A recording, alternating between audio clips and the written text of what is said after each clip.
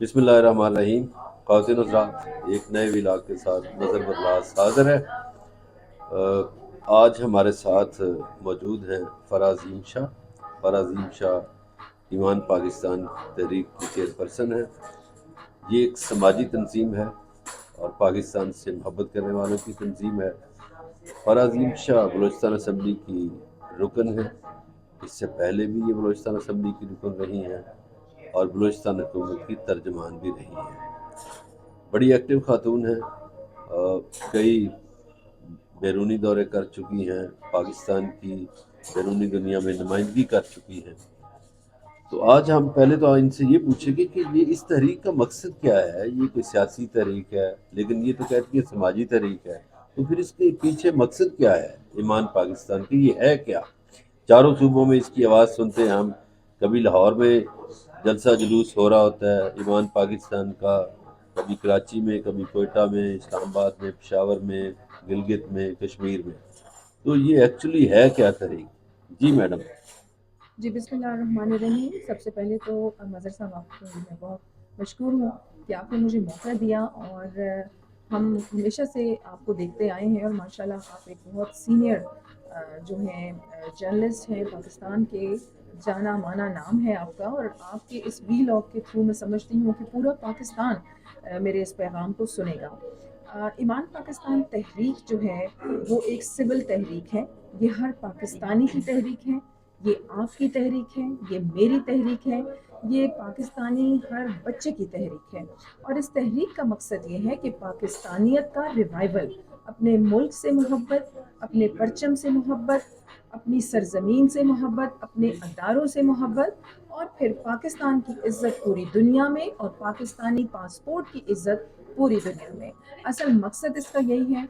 और फिर हमारे जो फाउंडर हैं कायद आज़म मोहम्मद अली जिन्ना, और उनके सुनहरी असूल ईमान, इत्तेहाद और तंजीम, इन्हीं सुनहरी असूलों को हमने मशअल राह बनाना है। और यूनिटी की आप देखें कि हमारे मुल्क में इस वक्त बेहद ज़रूरत है। एक इंतशार की फ़िज़ा आप देख रहे हैं, नफ़रतों की फ़िज़ा आप देख रहे हैं। तो पहले देखिए 1947 में जब पाकिस्तान अल्हम्दुलिल्लाह हमारा वजूद में आया, तो उस वक्त मुट्ठी भर लोग थे, लेकिन एक सच्चा जज्बा था और उन्होंने मुल्क हासिल किया। और अब हमारे पास अल्हम्दुलिल्लाह मुल्क मौजूद है और करोड़ों की तादाद में आवाम मौजूद है। हमें उसी जज्बे को दोबारा से अपने अंदर पैदा करना है, जगाना है और इंशाअल्लाह एक कामयाब कौम बन के उभरना है। मैडम, आपने अच्छा किया, आपने 47 का हवाला दिया, 1947 का। मगर 47 में जो लोगों का जज्बा था वो इसलिए था कि वो एक ऐसा मुल्क चाहते थे जहाँ इंसाफ हो, जहाँ सबको बराबरी मिले, जहाँ मेरिट का कत्लेआम ना हो। मगर बदकिस्मती से पाकिस्तान के जो 77 बरस गुजर गए, तो पाकिस्तान में इंसाफ का कत्ल हुआ। पाकिस्तानी समाज में, क्योंकि ये समाजी तहरीक है, तो पाकिस्तानी समाज में नाइंसाफ़ियाँ हुई, पाकिस्तानी समाज में तबक़ाती तक़सीम हुई। आज पाकिस्तान की हालत ये है कि अमीर तबक़ात के स्कूल अलग हैं, अमीर तबक़ात की रहायशगाहें अलग हैं, और गरीब और अमीर में फ़र्क बहुत ज़्यादा हो गया है और पाकिस्तान में मेरिट कहीं नज़र नहीं आता। तो ऐसे में जहाँ नाइंसाफ़ी हो, तो फिर नफ़रतें ना बढ़ें तो क्या मोहब्बतें पैदा हों? असल देखिए बात तो जी, जो आप जी, देखिए यहाँ पहले सबसे पहले मैं आपसे ये बात कहूँ कि पाकिस्तान हमारा इस्लाम के नाम पर बना है। और आप ये देखें कि हम तो बहैसियत मुसलमान, हमारा जीना मरना और हमारा बिलीव यही है कि हमने अपने कुरान क्योंकि मुकम्मल ज़ाब्ते हयात है, हमने उसके मुताबिक अपनी ज़िंदगी गुजारनी है। और फिर रसूलुल्लाह सल्लल्लाहु अलैहि वसल्लम की तालीमात हमारे लिए मशअल राह होनी चाहिए और हमें उन्हीं को ही फॉलो करना है। आपने बिल्कुल ये बात की कि पाकिस्तान में बहुत सी कमज़ोरियाँ हैं और वक्त के साथ साथ ये कमज़ोरियाँ जो हैं वो बढ़ती चली जा रही हैं। लेकिन बहैसियत मुसलमान मायूसी मैं फिर कहूँगी कि कुफ्र है। हमें मायूस नहीं होना, हमें पुरउम्मीद रहना है और हमें यकीन के साथ اس جدوجہد کو جاری رکھنا ہے. پاکستان میں الحمدللہ بہت سی ایسی پازیٹیو ایکٹیویٹیز ہیں جو ہو رہی ہیں اور ہمیں چاہیے کہ ہم ان پازیٹیو ایکٹیویٹیز کو زیادہ سے زیادہ اجاگر کریں اور ان کو ہی فوکس کریں. اگر میں کہتی ہوں ہماری جو میڈیا ہے، جو پاکستان میں ہماری پازیٹیو ایکٹیویٹیز اور جو ڈیولپمنٹ سیکٹر میں جس طریقے سے کام ہو رہے ہیں، اگر ان کو فوکس کیا جائے تو نیگیٹیوٹی جو ہے اس کی طرف تو دھیان ہی نہیں جائے گا، اور آپ نیگیٹیوٹی کو پازیٹیوٹی کے ساتھ ہی ایریڈیکیٹ کر سکتے ہیں. کمزوریاں بالکل اس ملک میں ہیں، لیکن آپ جس طریقے سے میرا جوش دیکھ رہے ہیں، یہ میرا جوش کیوں ہے؟ یہ میرا جوش اس لیے ہے کہ میں ایک محب الوطن پاکستانی ہوں، اور میرا جوش یہ اس لیے ہے کہ میں قرآن اور سنت کی روشنی میں چلنے والی بندی ہوں کہ اللہ نے کہا ہے کہ مایوسی کفر ہے. اور اگر ہم بیٹھ کے صرف ہمیشہ ہی تنقید برائے تنقید کرتے چلے جائیں گے تو یہ مسائل کا حل نہیں ہے. یہ ہم سب پاکستانی، جتنے بھی پاکستانی مجھے یہاں پر سن رہے ہیں، میں ہوں، آپ ہیں، یہ ہماری ذمہ داری بنتی ہے کہ ہم آگے بڑھ کر اپنا حصہ ڈالیں، جو بھی ہمارے حصے کی شمع ہے ہم اسے روشن کریں. بیٹھ کے تنقید کرنے سے کچھ حاصل نہیں ہوگا. اور آپ دیکھیں کہ آج کل تو سوشل میڈیا کا دور ہے، اور میں لوگوں میں دیکھتی ہوں کہ ہر کسی کے ہاتھ میں موبائل ہے.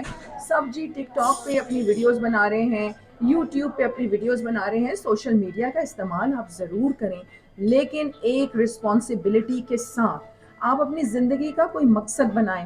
اللہ نے اگر آپ کو اس دنیا میں بھیجا ہے تو کسی مقصد کے تحت بھیجا ہے، اور آپ کی ایک ذمہ داری بنتی ہے اپنے ملک کے ٹورڈز، انسانیت کے ٹورڈز بحیثیت مسلمان، اور قرآن کی جو تعلیمات ہیں اس کے مطابق اگر ہم دیکھیں. سب سے پہلے مایوسی کفر ہے. دوسرا، آپ یہ دیکھیں کہ ہمارے لوگ تنقید برائے تنقید، کہ ہر وقت تنقید پہ تنقید آپ کو نظر آتی ہے. آپ سوشل میڈیا پہ دیکھ لیں جس طریقے سے جی زبانیں میڈم، استعمال ہو ایک رہی ہیں، منٹ. گالم گلوچ دی جا رہی ہیں، اور یہ ساری فضا ایک انتشار، ایک نفرت کی فضا جو ہمارے ملک میں پھیلی ہوئی ہے.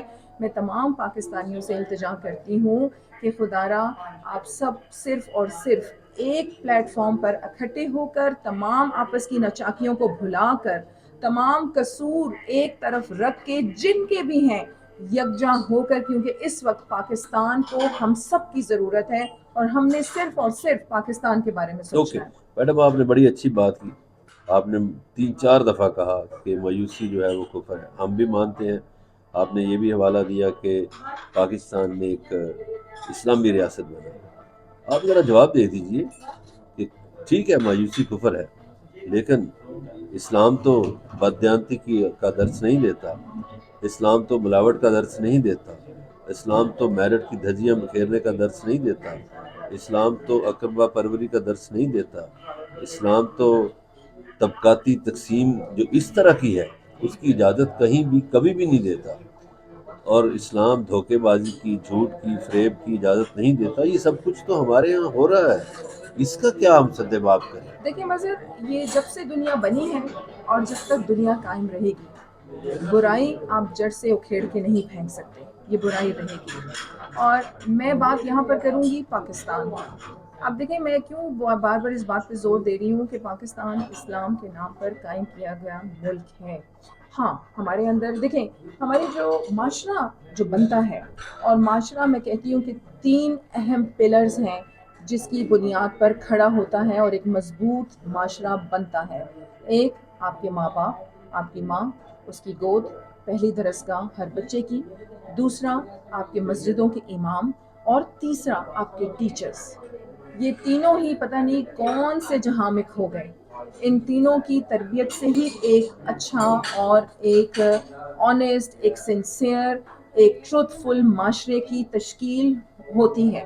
تو یہ تینوں آپ دیکھیں کہ ماؤں نے تربیت چھوڑ دی کہ فونز بچوں کے ہاتھ میں پکڑا دیے. اب تو آپ دیکھیں گوگل آپ کی جو ہے وہ تربیت کر رہا ہے.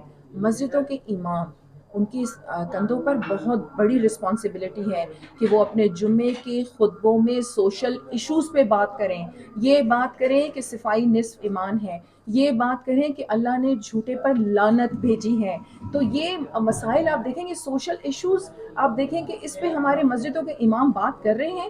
پھر آپ کی تربیت کرتے ہیں ٹیچرز. آپ نے بالکل بجا فرمایا کہ جو ہمارے پرائیویٹ سکولز ہیں یا کاروبار بنا لیا گیا ہے، تو ہم نے یہی دیکھیں مجھ جیسے لوگ یا آپ جیسے لوگوں کی یہ ذمہ داری بنتی ہے کہ اللہ نے ہمیں شعور دیا ہے تو ہم پازیٹیوٹی کے ذریعے ہی نیگیٹیوٹی کو ختم کریں، اور ہماری یہ ذمہ داری بنتی ہے کہ ہم پوری جو پاکستانی قوم ہے، جس طریقے سے ہم نے ایمان پاکستان تحریک کا آغاز کیا اور بھرپور طریقے سے اس کی ایکٹیویٹیز پورے پاکستان میں جاری ہیں، اور ہزاروں کی تعداد میں ہمارے ساتھ جو ممبرز ہیں وہ شامل ہو رہے ہیں، انشاءاللہ آپ دیکھنا کہ ایمان پاکستان تحریک ایک ریولیوشن پاکستان میں لے کے آئے گی اور پاکستان کی جو قسمت ہے وہ بدلے گی۔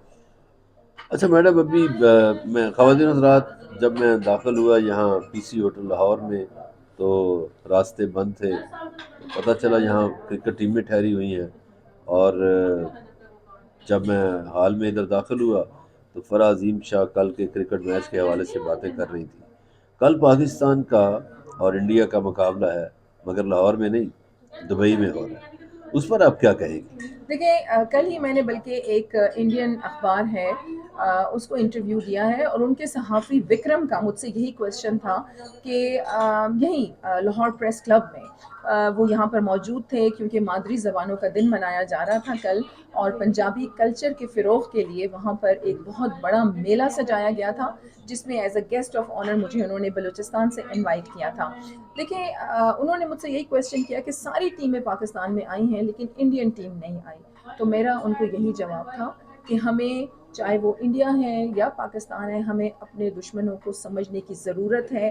اگر انڈیا اور پاکستان کی دوستی میں کہتی ہوں کہ مضبوط ہو، اور اگر ہم مل کے کام کریں تو اس ریجن کی طاقت کو کوئی شکست نہیں دے سکتا، تو ہمیں یہ بات سمجھنے کی ضرورت ہے۔ اور اگر انڈیا کی ٹیم پاکستان آتی تو پاکستان کی مہمان نوازی کسی سے ڈھکی چھپی نہیں ہے، ہم بہت محبت کرنے والی قوم ہیں اور ہم ان کو سر آنکھوں پر بٹھاتے۔ اور اس کے ساتھ ساتھ دیکھیں، ادھر آپ نے بات کی میچ کی، کل دبئی میں یہ میچ ہونے جا رہا ہے اور میں بہت زیادہ جذبہ اور ولولہ دیکھ رہی ہوں۔ یہاں میں مظہر آپ کو بتاؤں کہ میرے بیٹے نے تہجد شروع کر دیے ہیں اس دعا کے ساتھ کہ کل پاکستان کی جیت ہو، لیکن میں ٹیم کو بھی یہی کہتی ہوں اور آپ سے بھی یہی، بلکہ لوگوں کو بھی یہی پتہ ہے اور میرا بلیو بھی اسی پہ ہے کہ جب آپ محنت کریں گے تو تبھی اللہ آپ کا ساتھ دے گا۔ تو میں اپنی ٹیم کو بھی یہی پیغام دیتی ہوں کہ جوش اور جذبہ اور یہ ایک فائٹ ہے وہ نظر آنی چاہیے ہمیں میدان میں، کہ آپ آخری دم تک فائٹ کریں، اور اگر فائٹ کر کے اگر آپ ہاریں تو تب ہمیں افسوس نہیں ہوگا، لیکن جوش اور جذبہ، یہی بات ہے کہ 1947 میں پھر کہتی ہوں کہ ایک مٹھی بھر لوگ تھے لیکن انہوں نے ملک حاصل کر لیا۔ کیوں حاصل کر لیا؟ ایک سچے جذبے کی وجہ سے۔ تو کل بھی ہمیں میدان میں اپنی پاکستانی ٹیم سے یہی توقع ہے کہ ہمیں وہی جذبہ نظر آئے گا اور انشاءاللہ پاکستان جیتے گا۔ بالکل صحیح ہے، اللہ کرے پاکستان جیتے اور پاکستانی ٹیم کا ہر کھلاڑی پاکستان کے لیے کھیلے، پاکستان تبھی جیت سکتا ہے۔ اجازت دیجیے، پاکستان زندہ باد۔